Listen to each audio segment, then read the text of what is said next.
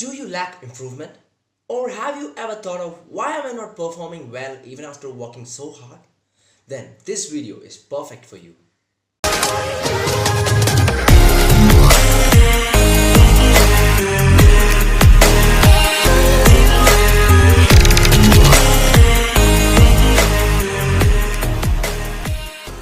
Hey guys, this is Hari, and this channel brings you all kinds of technical, tactical, mental, physical and nutritional aspect of the game, and also gives you training tips and tools just like this to improve your impact on the pitch.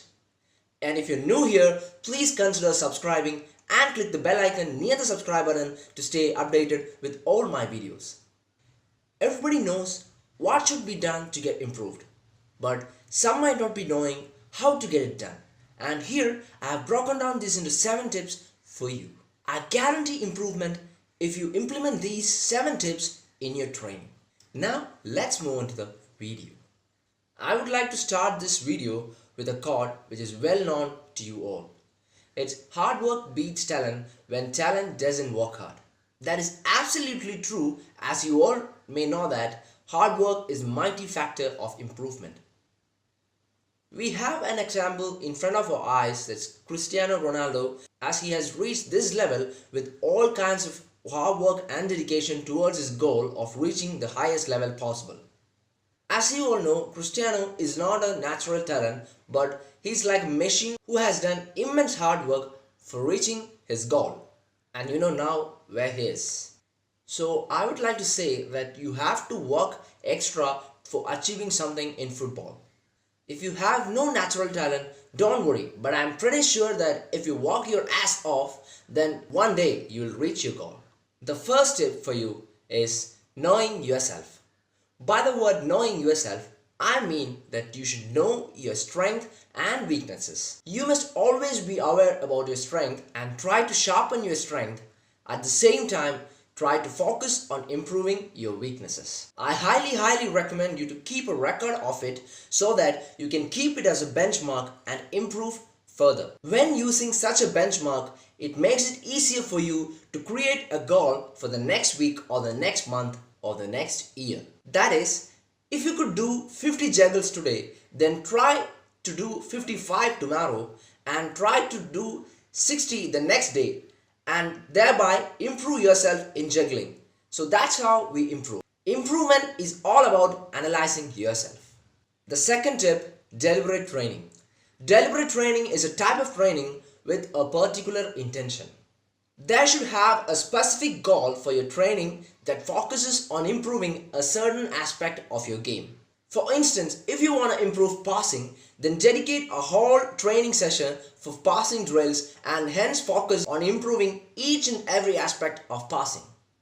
This is actually a tip of faster improvement, as this increases the rate of improvement than going onto the pitch for some unpurposeful kickabout stuffs for fun. In this point, I would like to mention the explanation about deliberate training in a book called Outliers, written by Malcolm Gladwell. He has explained this in his 10,000 hours rule in the book Outliers. This is one of my favorite rules that I thoroughly believe that it's completely true. The 10,000 hour rule goes like this. It takes 10,000 hours of hard work and dedication through deliberate training to master something. For more information about 10,000 hour rule or the book Outliers, link in the description. The third tip is strive for perfection. This is what should be focused combined with the second tip. Deliberate training plus strive for perfection equals faster improvement. The more you do it perfect, the faster you improve. Although you are not able to do everything perfect each and every time, still you have to strive for perfection when you do it each time. And you know what? This is what actually separates the professionals with amateurs. That professionals can do it 99% of the time perfectly, as they can receive the ball perfectly, to have a good touch of the ball, to move the ball into the space so that they can give a good pass towards their teammate at the center or at the wings so that they are able to play it perfectly. And this is not what is achieved overnight. This is due to continuous practice and doing each and every set perfectly over and over and over again. They work their ass off in the training to master the fundamentals, and after they have mastered, they try to implement into the pitch. That too perfectly. The fourth tip is do what sucks. This means that you should always try to do what is most difficult to do. For example, if fitness drills or strength training is the most difficult one for you, then you have to do it no matter what. Because that's the thing that challenges you the most, and the more you get challenged, the more you improve. This is the point that is known to most of us, but we willfully forget. It is always easy to come out on the pitch and do what you're actually good at. But it is much harder than you think to do something you're not good at. If shooting drills are easy for you, you don't need any motivation to go out on the pitch and do shooting. But the thing is that you will forget to focus on other parts of your game. Here I would like to bring to you another difference between a pro and an amateur, that pros usually have every aspect of their game under a certain mark, which say professional mark. And this is what makes them a professional. But for an amateur, they may have some of their attributes at that level, but the rest of the aspects of their game may not be up to the level. For example, consider a professional defender, say Sergio Ramos. Sergio Ramos is indeed a good striker at an amateur level.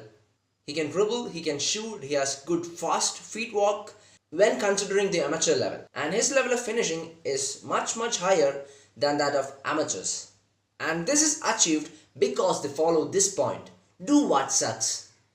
They always try to do what is much difficult and harder for them to do. The fifth point, it's not about the quality and it's not about the quantity, it's the combination of both. Both quality and quantity are equally important.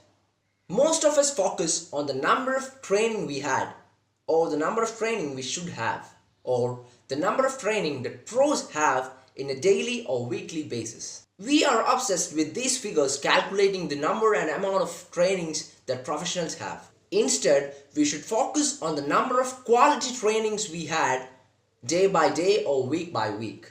There is no point in practicing a wrong technique 100 times. But even if we have practiced it 50 times, if all the 50 are accurate and perfect, then this gives you a more improvement or better improvement than the former. This is what is emphasized in the 10,000 hours rule that I have mentioned earlier. Improvement comes not just from achieving some numbers or amount of training you had, but the amount of quality trainings you had. Yes, you want to train as much as possible, but sometimes a 5-hour training a day may not be as much as effective as 1-hour quality training you may have. The sixth point, be consistent.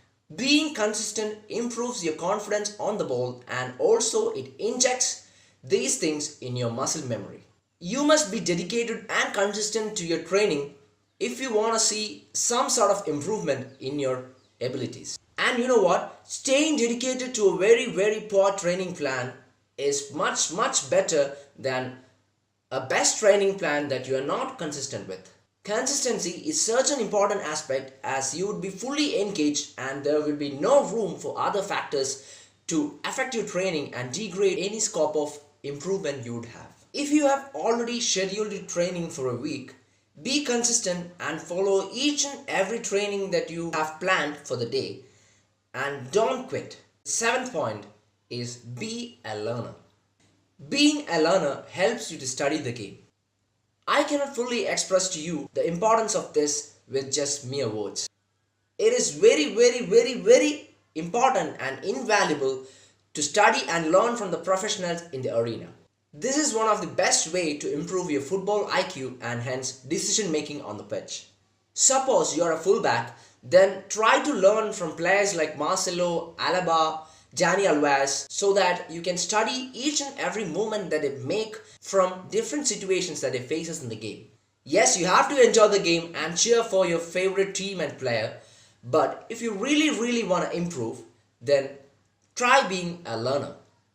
There is a famous quote that don't just watch games like a fan, but try to watch the game like a student. Don't just watch the game and study, but you have to implement it on the pitch when you are on the pitch. So guys, that's it for the video. Hope you are not bored, but this is an invaluable thing that I must say to you. So that's why I have put this video onto you.